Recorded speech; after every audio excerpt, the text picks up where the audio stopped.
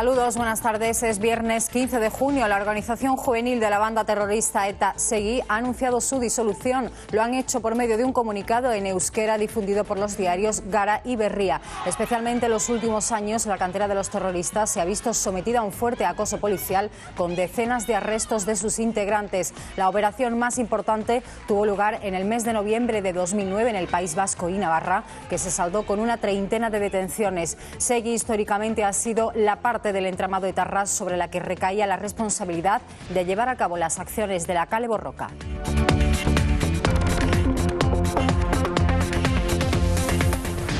Más asuntos en este día. El presidente del Gobierno recibe en el Palacio de la Moncloa al vicepresidente de la Comisión Europea, Joaquín Almunia. La reunión se produce bajo el malestar en el Ejecutivo por las declaraciones del comisario en las que aseguraba que la mejor opción para el Gobierno es liquidar alguna de los bancos problemáticos que no tengan carácter sistémico. Todo ello en un momento de gran tensión para la economía de nuestro país, en el que la prima de riesgo y la rentabilidad del bono español se sitúa en máximos históricos. El ministro de Economía, Luis de Guindos, reconoce la complicada situación, pero lanza un mensaje de tranquilidad. Desde la oposición, el líder de los socialistas se alinea con la dirección de Rajoy, aunque advierte de la clamorosa ausencia de gobierno.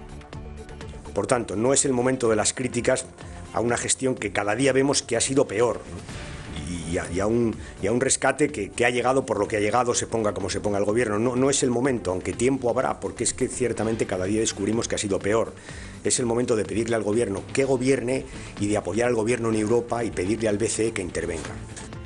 Y en Andalucía, el alcalde de Sevilla, Juan Ignacio Zoido, sustituirá a Javier Arenas y será el nuevo líder del Partido Popular a partir del próximo Congreso Regional de mediados de julio. En los pasillos del Parlamento, Zoido aceptaba la propuesta del consenso realizada por los presidentes provinciales de su partido.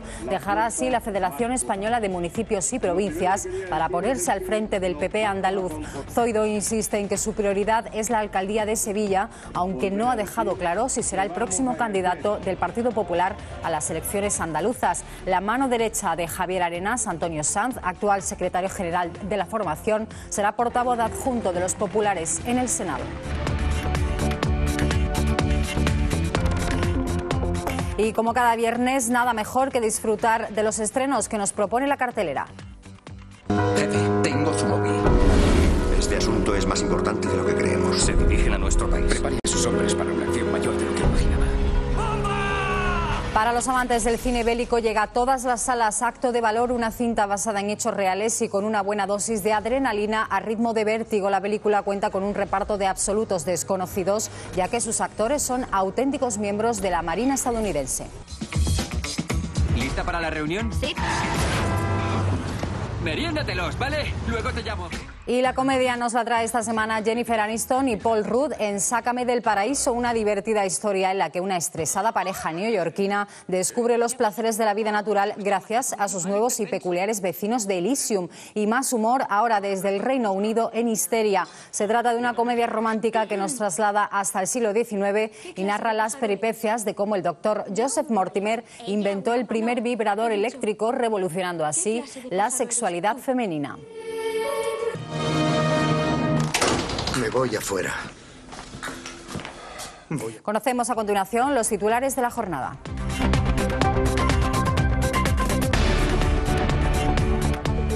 El presidente del Supremo, Carlos Díbar, adelanta el pleno extraordinario solicitado por 5 vocales para abordar su dimisión por los viajes supuestamente pagados con dinero público.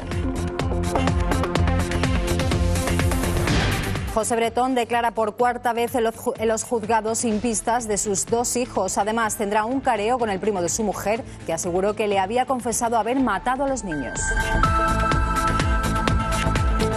La DGT pondrá en marcha a partir del próximo 9 de julio una campaña de tolerancia cero con el consumo de drogas al volante, con miles de controles en todas las vías, horas y días de la semana.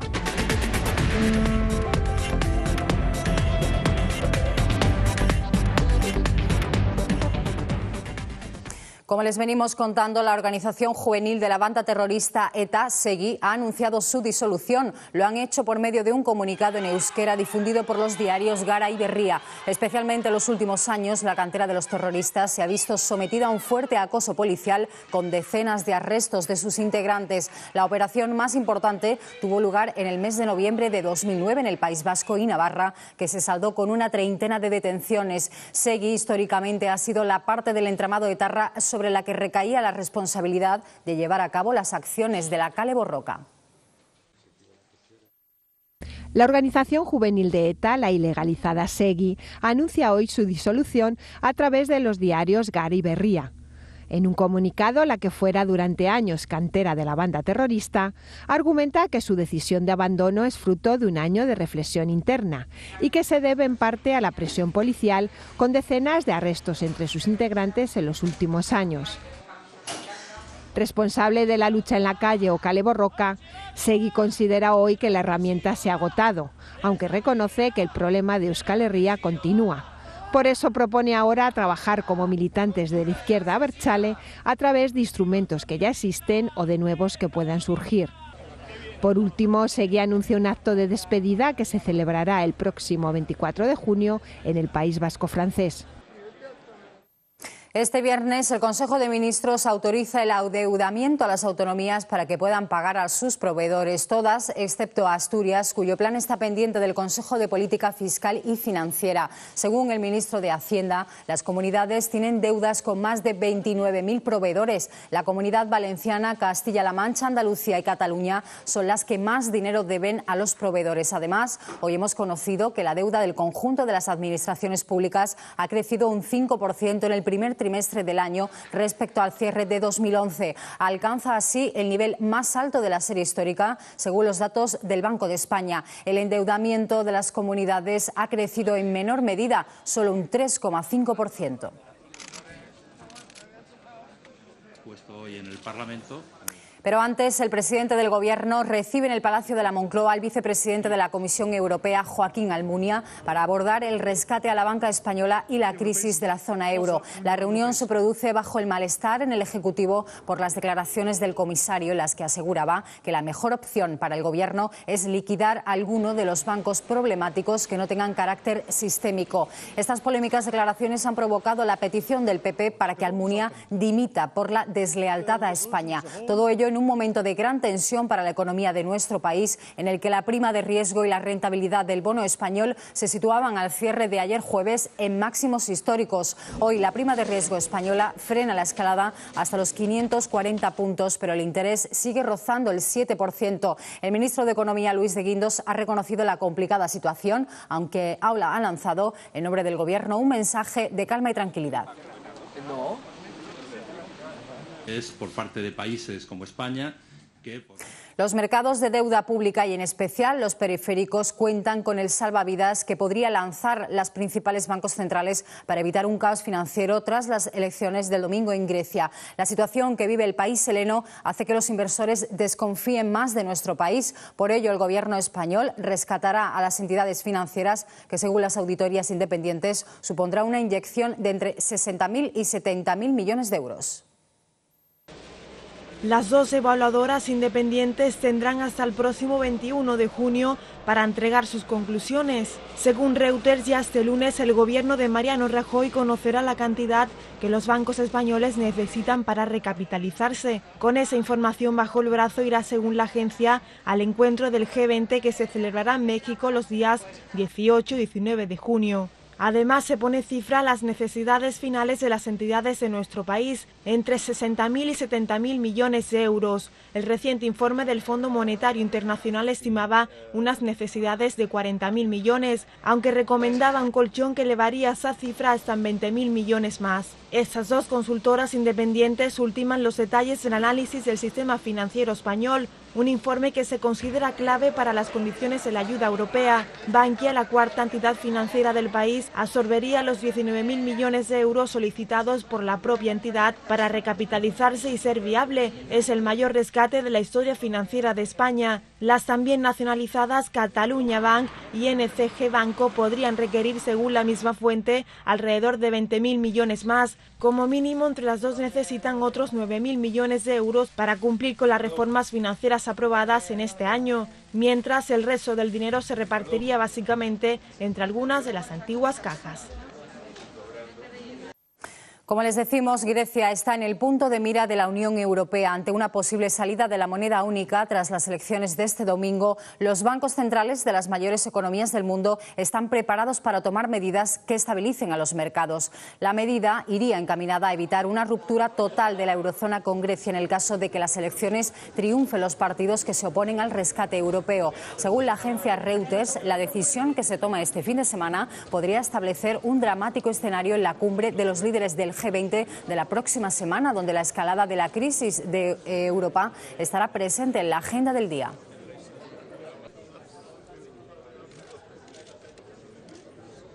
¿Y por qué España ha llegado a la situación de rescate a la banca? Es lo que desde la oposición piden al Gobierno. Explicaciones sobre el anuncio de la ayuda europea a las entidades. Alfredo Pérez Rubalcaba insiste en que Mariano Rajoy debe informar a los ciudadanos sobre lo que está pasando en nuestro país, aunque el secretario general del PSOE se alinea a la dirección del Gobierno y pide al BCE que actúe. Rubalcaba se ha expresado así después de reunirse con el líder de los socialistas de la Comunidad Valenciana, Ximo Puig, dentro de la ronda de contactos que está manteniendo con los varones de su partido para analizar la situación política y económica. En una situación muy complicada para España y con los ciudadanos preocupados, Rubalcaba ha considerado que no es el momento de críticas a una gestión desastrosa, aunque sí ha hecho hincapié en la clamorosa ausencia de gobierno en el país. Por tanto, no es el momento de las críticas a una gestión que cada día vemos que ha sido peor, ¿no? y a un rescate que ha llegado por lo que ha llegado, se ponga como se ponga el Gobierno. No es el momento, aunque tiempo habrá, porque es que ciertamente cada día descubrimos que ha sido peor.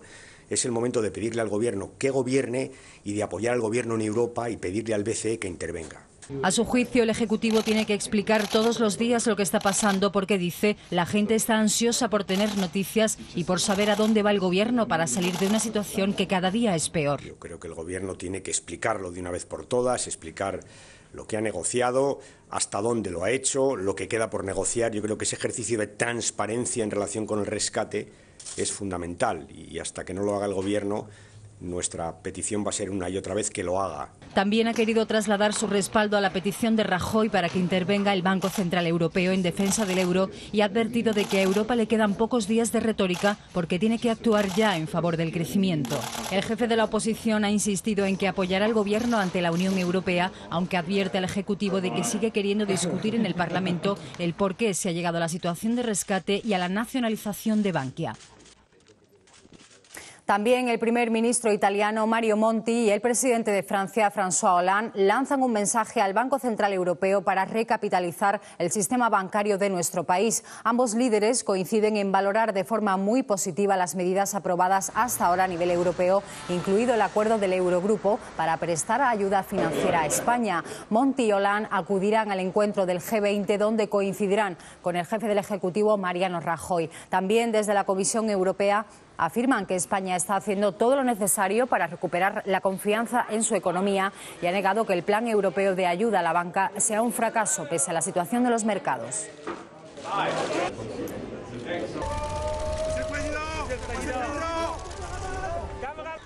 Y desde Alemania, la canciller Angela Merkel ha insistido en que las ayudas que solicitará España para la recapitalización de la banca conllevan condiciones para el sector. Merkel ha justificado la necesidad del préstamo europeo por la burbuja financiera, apoyando las medidas de Rajoy. La ayuda a la banca tendrá condiciones para este sector. Por si había dudas, lo ha aclarado la canciller alemana Angela Merkel. La jefa de gobierno ha comparecido en el Parlamento germano y ha explicado que ese préstamo era necesario por la burbuja financiera que en nuestro país se produjo por comportamientos irresponsables.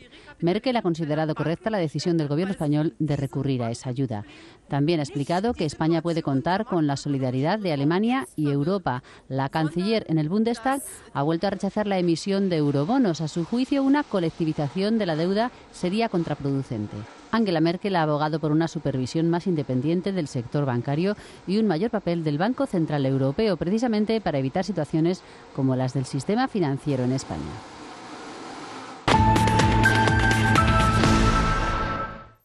Miramos a Andalucía porque un médico imputado en los supuestos casos de bebés robados ha confesado que el Hospital Público de Huelva, Manuel Lois, practicaba incineraciones de fetos al margen de la ley. Según publica el diario El Mundo, el ginecólogo ha asegurado que esta práctica era habitual en el centro hospitalario, a pesar de que hasta el año 1995 no se autorizaron las cremaciones en la provincia de Huelva. Según el abogado de la asociación SOS Bebés Robados Onubense, el modus operandi en las clínicas era siempre el mismo. Una vez que las madres daban a luz, les comunicaban que su hijo había fallecido e insistían en que el hospital se haría cargo del entierro del bebé. En total, hay imputadas 10 personas que trabajaron en distintos hospitales de Huelva.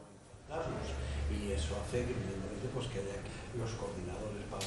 Y de Huelva nos vamos ahora hasta Córdoba. La búsqueda de los pequeños Ruth y José en la finca de Las Quemadillas sigue sin dar resultado. Hoy el proceso judicial sigue su curso para José Bretón, padre de los niños desaparecidos hace ya más de 8 meses, imputado en el caso. En la sala, Bretón tendrá enfrente al primo de su pareja, Ruth Ortiz, y es que este asegura